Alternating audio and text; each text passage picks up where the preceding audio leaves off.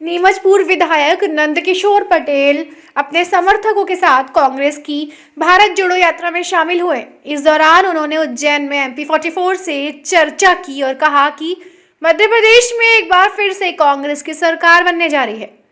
मध्य प्रदेश का किसान आज बेहाल है, जनता आर्थिक तौर पर जूझ रही है, व्यापारी त्रस्त हो चुका है, देश प्रदेश में सांप्रदायिकता बढ़ रही है। राहुल गांधी भारत को जोड़ने का काम कर रहे हैं और भाजपा देश को तोड़ने का काम कर रही है।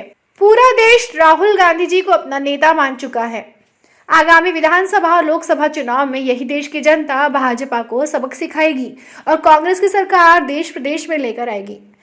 इस दौरान उनके साथ कांग्रेस नेता ब्रजेश सक्सेना, ब्रजेश मित्तल, योगेश प्रजापति, राकेश अहिर सहित कई नेता और कार्यकर्ता मौजूद रहे। नमस्कार मध्य प्रदेश, मैं हूं दीपक खतापिया और आप देख रहे हैं MP 44 न्यूज। भारत जोड़ो यात्रा कई राज्यों से होते हुए मध्य प्रदेश में पहुंची। मध्य प्रदेश के बुरहानपुर, इंदौर और अब उज्जैन महाकाल की नगरी में प्रवेश कर गई है। और हमारे साथ में है मालवा मेवाड़ की धरती के कई नेता उज्जैन के अंदर पहुंचे हैं और नीमच मंदसौर से भी सैकड़ों कार्यकर्ता, सैकड़ों नेता उज्जैन पहुंचे हैं। राहुल जी के साथ यात्रा के साथ पहुंचे हैं और हम बात करेंगे पूर्व विधायक नंदकिशोर पटेल से, किस तरह की यात्रा है और किस तरह का यात्रा संदेश दे रही है। हम बात करेंगे पूर्व विधायक नंदकिशोर पटेल से। सर, स्वागत है MP 44 में आपका। राहुल जी की यात्रा कई राज्यों से होते हुए मध्य प्रदेश के उज्जैन में पहुंची, क्या कहते हैं? राहुल जी की भारत जोड़ो यात्रा देश में शांति स्थापित करने के लिए तेजी से चल रही है और अपार जन समर्थन जहाँ मिल रहा है। आज यात्रा सुबह इंदौर की तरफ से रवाना हुई। हम भी नीमच के सब साथी सुबह आकर यात्रा में शामिल हुए और अभी उज्जैन में यात्रा विश्राम कर रही है। उसके बाद हम सब लोग यहाँ से सभा में जाएंगे। निश्चित रूप से राहुल गांधी जी की इस यात्रा का देश में सामंजस्य, सांप्रदायिक सद्भाव, देश की एकता बढ़ाने के लिए बहुत लाभ मिलेगा। और हम सबसे यही अनुरोध करते हैं कि राहुल जी की जो भावना है देश के विकास की, देश में सद्भाव की, वो सब अमल करें, यही हमारा।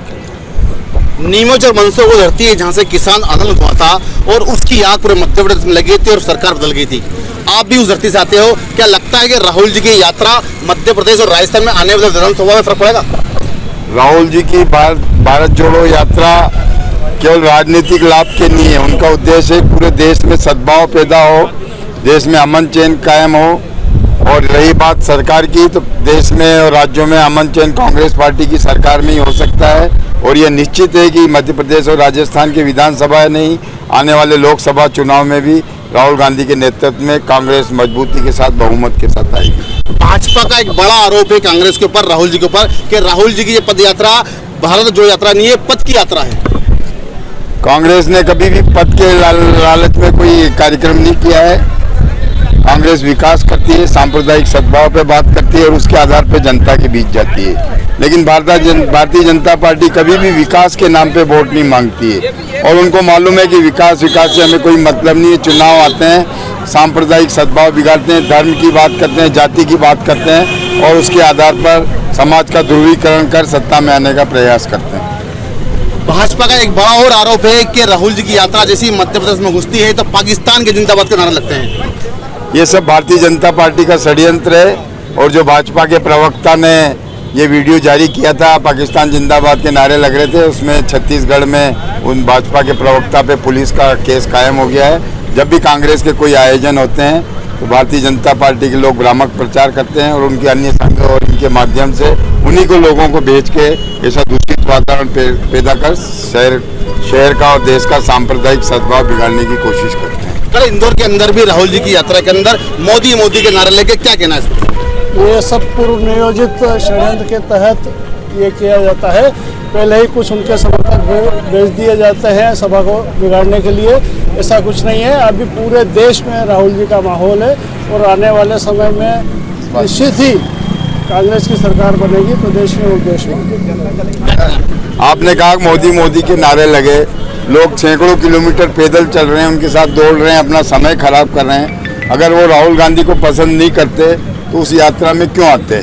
इसका मतलब अपने आप में ही सिद्ध है कि किसी ने यात्रा को फेल करने के लिए प्रायोजित रूप से 5-25 लोगों को उसमें भेजा। ये तो एक सामान्य सी बात है। कोई भी आयोजन हो, 10 लोगों को भेज दो, आप नारे लगाते।